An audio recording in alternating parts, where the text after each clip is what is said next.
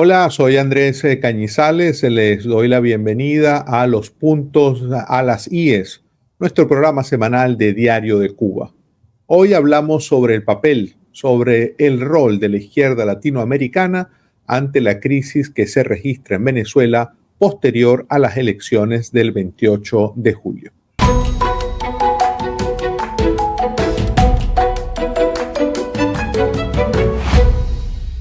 Nos acompañan en el día de hoy Rafael Uzcategui. Rafael es venezolano, sociólogo, defensor de derechos humanos. Actualmente es el codirector de la ONG Laboratorio de Paz. Trabajó por largos años en Provea, la histórica organización venezolana de derechos humanos. Allí también fungió como coordinador general. Su último libro precisamente se titula La rebeldía más allá de la izquierda. Es investigador asociado a gobierno y análisis político y también está vinculado como fellow a la oficina en Washington para América Latina, WOLA. Nos acompaña también José Nathanson, periodista, politólogo argentino, es director de Le Monde Diplomatique, edición Cono Sur, la versión regional del mensuario francés. Dirige además el área editorial del grupo Insud, que incluye las editoriales Clave Intelectual y Siglo XXI. Ha publicado José recientemente, poco antes de las elecciones del 28 de julio, publicó su último libro dedicado a Venezuela, que se titula precisamente Venezuela, ensayo sobre la descomposición. Le doy las gracias a ambos por acompañarnos en esta emisión.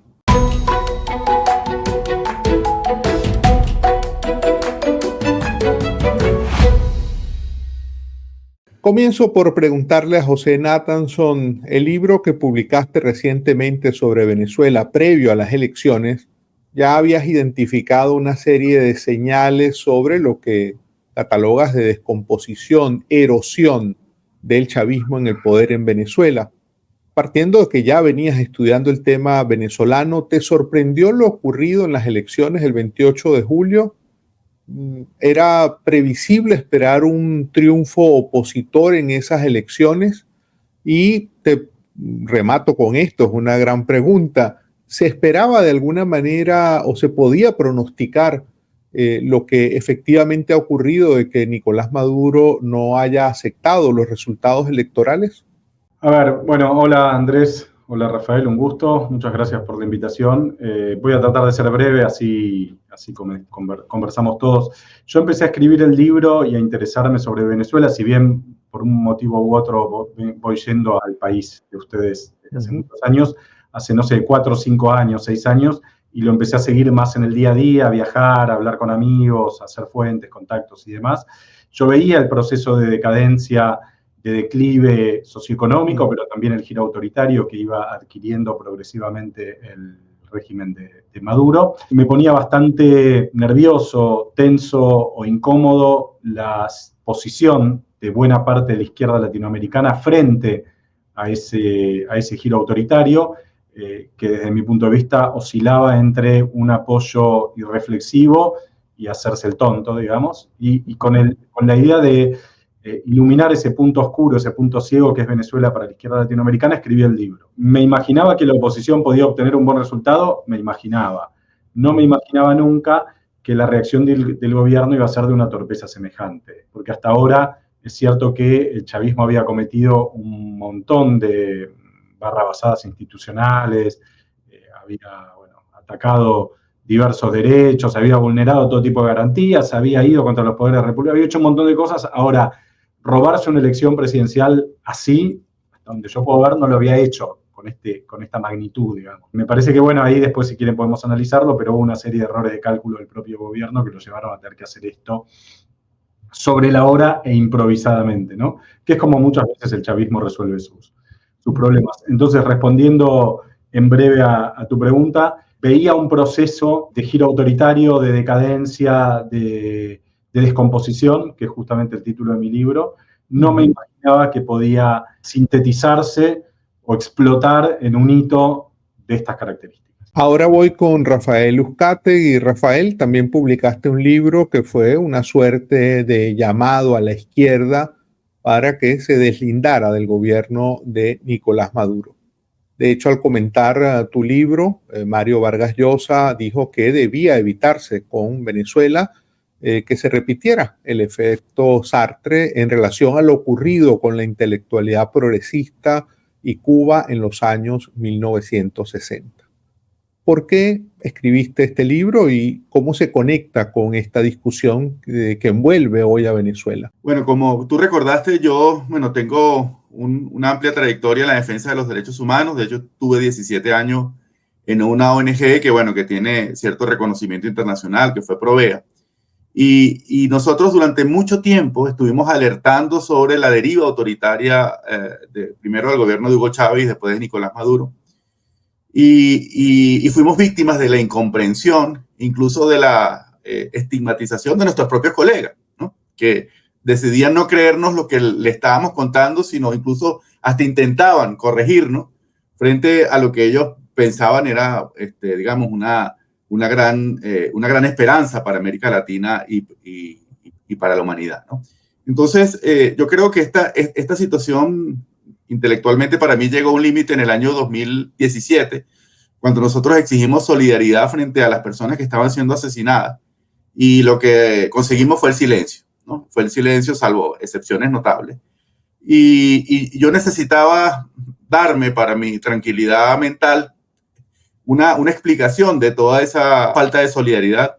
Y es por eso que quise, traer a colación para América Latina ese debate que hubo entre Jean-Paul Sartre y Albert Camus, en donde, Jean-Paul Sartre, que es una persona que fue muy inteligente, que fue un referente, para muchas situaciones decidió ignorar sus propios principios, ¿no? Para finalmente, terminar apoyando las cosas que en otros contextos, combatía y debatía con intensidad, ¿no? Entonces yo decía, esto es lo que está sucediendo para el caso de Venezuela, ¿no? Y por supuesto lo que quería era intentar pensar el futuro del país en clave no ideológica, especialmente pensando en todos esos jóvenes que estaban en la calle en el 2017, que estaban rechazando instintivamente todo el imaginario y la simbología de la izquierda.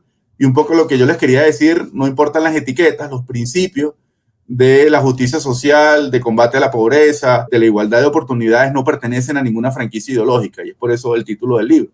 Le decía, lo importante no son las etiquetas, sino los principios, y esos principios tienen que estar presentes en la Venezuela que estamos intentando reconstruir.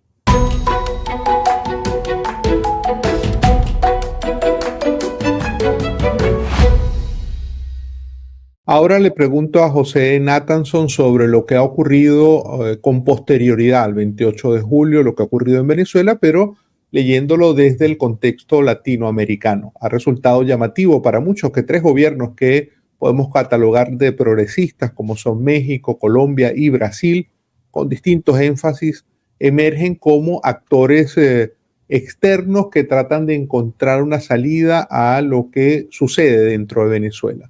En tu opinión, José, ¿esto a qué se debe? ¿A qué se debe este nuevo o hasta ahora inédito protagonismo de estos gobiernos progresistas para abocarse al tema venezolano? A mí me produjo bastante, iba a decir satisfacción, pero no es la palabra, bastante tranquilidad ver la posición, desde mi punto de vista, constructiva, que desde el comienzo del proceso electoral, es decir, antes incluso de las elecciones, vienen adoptando los gobiernos, sobre todo de Petro y de Lula. Creo que la explicación es bastante sencilla y tiene que ver con el propio interés de Brasil y el propio interés de Colombia de garantizar la estabilidad política y evitar una nueva crisis fenomenal en Venezuela como la que atravesó el país entre el 2014 y el 2019, por decir algo, digamos, ¿no? La inmigración venezolana es un problema para muchos países de América Latina. Venezuela, como espantapájaros políticos de la izquierda, también es un problema,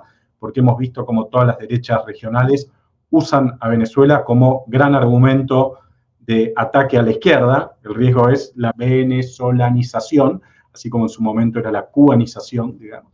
Entonces me parece que en ese sentido, tanto Petro como Lula y López Obrador, con algunas vueltas menos claras, están tratando de encontrarle un reencauce democrático, institucional y de paz a la situación venezolana. Me da la impresión de que no lo están logrando. Me da la impresión de que hasta ahora no lo están logrando. Creo que al mismo tiempo eso los pone a ellos en una situación de encierro, porque en la medida en que el gobierno de Maduro no termine de demostrar su triunfo electoral, parece, como diría, casi imposible a esta altura que lo muestre, y en la medida en que tanto Brasil como Colombia, y en algún sentido también México, hayan puesto el signo de interrogación y de duda, porque le están haciendo un pedido muy concreto a Maduro, que es, bueno, muestren los resultados, muestren las actas, muestren las pruebas. Si el gobierno no puede mostrarlo, va a ser difícil que esto se resuelva de algún modo. Y sumo esto a la expresidenta Cristina Kirchner, que también, después de dar 2 o 3 vueltas y de manera quizás un poco más retorcida, terminó diciendo, por la memoria de Chávez, por el legado de Chávez, muestren las actas, digamos. Entonces, yo veo como positiva, como constructiva la posición de Brasil, de México y de Colombia, lo cual no quiere decir que termine, desde mi punto de vista, garantizar un desenlace favorable a todo esto. Rafael, ya lo comentábamos, has tenido un rol, digamos, intelectual, pero esto ha ido de la mano de un trabajo concreto por largos años en el ámbito de la defensa de los derechos humanos. Si nos centramos específicamente en este ámbito, el de los derechos humanos, a tu modo de ver, ¿cuáles serían las razones que encontramos allí para que la izquierda latinoamericana deba tomar distancia de un gobierno como el de Nicolás Maduro? Sí, yo creo que en este momento buena parte de la izquierda latinoamericana sigue viendo con muchos prejuicios lo que está sucediendo en Venezuela e intentando justificar la actuación de Nicolás Maduro porque supuestamente se estaría reeditando un plan como el que se intentó con el gobierno interino, o mucha gente habla de un Guaidó 2.0, ¿no? Con el punto González Urrutia. Sin embargo, bueno, los matices y las diferencias son importantes. Y yo lo que les diría es que quienes han protagonizado el 28 de julio y los días siguientes fueron precisamente esos sectores que habían tenido amplias expectativas con el proyecto bolivariano. Es decir, los sectores populares fueron los que protagonizaron en primer lugar la rebelión electoral de lo que era antes la antigua base electoral del oficialismo. El día lunes 29 de julio protagonizaron por lo menos 210 protestas en todo el país, que es un hito para la movilización ciudadana en Venezuela, en donde, digamos, durante ese día expresaron toda su ruptura política y emocional con el proyecto que a ellos los había entusiasmado. Yo creo que eso se refleja en el icónico derrumbe de 6 estatuas de Hugo Chávez, lo cual yo creo, a mi juicio, refleja no solamente la ruptura política, sino emocional. Y ellos han sido las víctimas de precisamente de esta cruel represión por parte de las autoridades venezolanas. Así que no puede haber ningún proyecto político que hable a nombre de las mayorías populares, las mayorías de un país, y que intente ignorar que precisamente son esas mayorías las que antes habían sido víctimas de la emergencia humanitaria compleja, del empobrecimiento, son los que han salido de manera desesperada del país ante la ausencia de futuro como migrantes forzados, que han protagonizado, bueno, historias terribles a través de esa marcha, a través de la selva del Darién o a través de otros destinos.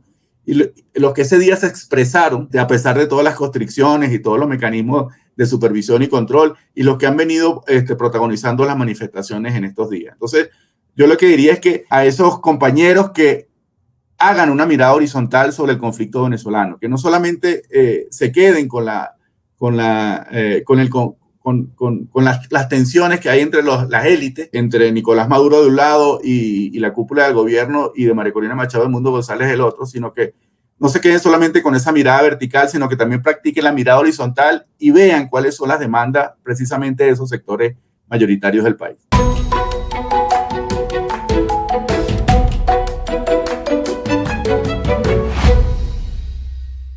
José, una última pregunta para ti. ¿Qué escenarios prevés, pronosticas? ¿Cómo te imaginas que puede ser el desenlace de esta crisis en Venezuela? Y algo que no hemos abordado y que me gustaría que lo comentara junto con esto, tiene que ver con el rol de países como Cuba o Nicaragua y su relación estrecha con el gobierno de Nicolás Maduro. Yo no tengo, como decía recién, no tengo mucha expectativa en que la incidencia de la comunidad internacional, incluyendo a potenciales aliados de Venezuela como la Colombia de Petro, el México de Andrés Manuel López Obrador, e incluso el Brasil de Lula, sean suficientes para torcer el rumbo que evidentemente decidió darle el gobierno de Maduro a su gestión, digamos, ¿no? Revisando la historia, yo para el libro trabajé mucho aquellos años, bueno, ustedes los conocen seguramente mejor que yo porque los vivieron en carne propia, pero en el momento de mayor aislamiento internacional y diplomático de Venezuela, entre el 16-17 y el 21, con el Grupo de Lima, con Trump, con el petróleo a un precio bajo, con las sanciones, en esos años, y con la calle también movilizada, en esos años el gobierno de Maduro, pese a todo, aguantó. No veo por qué ahora, en un contexto en el cual el gobierno de Maduro logró recomponer, como consecuencia justamente de ese aislamiento, su sistema de alianzas internacionales con Rusia y con China, y con Venezuela y con Nicaragua y con Cuba, pero también con Turquía, también con Irán, también con los países de Asia Central, etc. Con el petróleo a precios más altos que en aquel momento, con la producción petrolera que no está en 400.000 barriles como estaba en ese momento, sino, no sé, en 700, 800, que entiendo que es por donde anda hoy, no veo por qué la presión internacional va a ser suficiente para producir el dichoso cambio de régimen, no lo veo. Tengo un poco más de expectativa quizás en la propia capacidad de movilización, de resistencia y de protesta de los propios venezolanos, que como decía recién Rafael, en muchos casos pertenecientes a los mismos sectores que apoyaron durante muchos años al chavismo, son los que ahora están pidiendo un cambio, los que están pidiendo elecciones transparentes. De todos modos, no quiero ser pesimista y trato de ser muy cauteloso porque al final Venezuela no es mi país, digamos, lo conozco bastante y escribí un libro sobre eso, pero vivo en Buenos Aires. No me imagino en el corto plazo. Creo que a veces, desde afuera de Venezuela sobre todo, se está esperando como un desenlace, como que, bueno, va a pasar tal cosa y todo va a cambiar. O va a ocurrir un hito, un hecho, una llama que se enciende un día y el futuro de Venezuela va a cambiar. Y yo no descartaría, y es una mirada quizás un poco pesimista, insisto, que este status quo se pueda mantener, porque al final esta situación de crisis, de giro autoritario, de hecatombe social, bueno, ahora ha mejorado un poco la economía, pero muy poquito en relación a lo que cayó y demás. Venezuela la viene atravesando hace 10, 15 años, digamos, 10 años por lo menos. Entonces, por supuesto, en algún momento estas cuestiones tienen un fin. Ningún gobierno autoritario dura para siempre. Pero no veo motivos que me hagan pensar a mí que en el cortísimo plazo ese desenlace puede ocurrir. Y pido disculpas por tener una visión un poco pesimista, quizá. No, finalmente, José, es tu visión y creo que también muchos están teniendo una idea de que no hay un incentivo suficiente para que el gobierno de Maduro deje de manera voluntaria el poder. Ya para cerrar, Rafael, se habla comúnmente del papel de la comunidad internacional, pero ya no lo miramos en relación con un eventual cambio político, sino en relación con las violaciones a derechos humanos que siguen ocurriendo y que han aumentado de manera significativa después de las elecciones del 28 de julio. ¿Qué papel pueden tener otros países, esa comunidad internacional, por llamarla de esa manera genérica, ante lo que es un recrudecimiento en una política de violaciones a los derechos humanos dentro de Venezuela? Yo diría que lamentablemente tenemos el mal ejemplo de Nicaragua, donde el costo político ha sido muy bajo de no solamente mantenerse en el poder en esas circunstancias, sino también, bueno, cerrar absolutamente el espacio cívico, perseguir, torturar, encarcelar, ¿no? Y yo creo que ese mal ejemplo, ese precedente está allí, y yo creo que Nicolás Maduro y su equipo han tomado buena nota de eso. Y yo también me sumo, digamos, al augurio de que ellos pudieran aguantar este vendaval y lamentablemente la estrategia de las conversaciones diplomáticas, que es lenta, que toma tiempo, podría ayudar a ganar tiempo, a desviar la atención de la comunidad internacional sobre lo que está pasando en Venezuela. La gran pregunta es que si Nicolás Maduro va a ser tan impermeable a la opinión de la comunidad internacional como lo es ahora Daniel Ortega, y si Venezuela pues sale de los titulares y de la atención de la comunidad internacional, efectivamente el abuso de poder va a ser mayor. Así que bueno, nosotros tenemos todos los mecanismos de monitoreo sobre violación de derechos humanos abiertos. Lamentablemente la posición del Alto Comisionado de Naciones Unidas sigue siendo excesivamente diplomática, ¿no? Y para nosotros un mecanismo de verdad mucho más contundente es la misión independiente de determinación de hechos, pero especialmente el trabajo que pueda hacer la Corte Penal Internacional no tanto por la velocidad de las acusaciones, que también es lenta, sino también por la amenaza creíble que eso representa la actuación de los funcionarios, ¿no? Entonces, allí hay una labor de contención y de disuasión importante, y seguramente si esa investigación no estuviera abierta, independientemente del día en que tenga una resolución, la situación de abuso a los derechos humanos sería mayor, ¿no? Entonces, yo coincido que el trabajo de Petro y de Lula es muy importante en este momento. Creo que son los únicos que tienen una mediación regional abierta. Creo que el papel que tiene el presidente Boric sigue siendo también muy importante en colocar el listón alto para la opinión de la izquierda latinoamericana, ¿no? Por la contundencia, por lo que él significa, ¿no? Pero yo creo que él va a seguir desempeñando este trabajo de policía malo, mientras que quienes van a seguir dialogando con el Palacio de Miraflores van a ser Petro y Lula. Ojalá que ellos incluyan, y es una petición que le hemos hecho por diferentes caminos, dentro de su agenda la situación de derechos humanos, porque sabemos que es un tema sensible para las autoridades venezolanas y que por supuesto preferirían hablar de otras situaciones antes que hablar de eso concreto. Pero mientras los tiempos de la diplomacia son lentos, en Venezuela siguen deteniendo, torturando gente. Hay personas que no sabemos dónde se encuentran privadas de libertad. En este momento que estamos hablando hay 24 personas que han sido asesinadas en el contexto de manifestaciones. Y además hay una situación de extorsión generalizada contra esas personas de sectores populares que han sido detenidas, ¿no? En Venezuela, pedirle a alguien 500 o $1,000 es un despropósito para el nivel adquisitivo de la población, y ese es el rango menor de las denuncias que hemos recibido sobre los niveles de extorsión que existen en el gobierno. Entonces yo creo que esto no es un problema solo de Venezuela. Yo creo que es la democracia en la región la que se pone en riesgo si esta situación se mantiene tal como está, porque así como Nicolás Maduro tomó nota de los malos manejos de Daniel Ortega, otros presidentes autoritarios o con vocación autoritaria, independientemente del signo ideológico, también deben estar tomando nota sobre lo que está pasando ahora en Venezuela. Y si esto no tiene un altísimo costo político, seguramente estas situaciones se van a repetir pronto en otros países de la región. Y bien, así finaliza nuestro espacio. Le agradecemos a nuestros invitados, tanto a José Nathanson como a Rafael Uzcategui, por haber estado en esta emisión.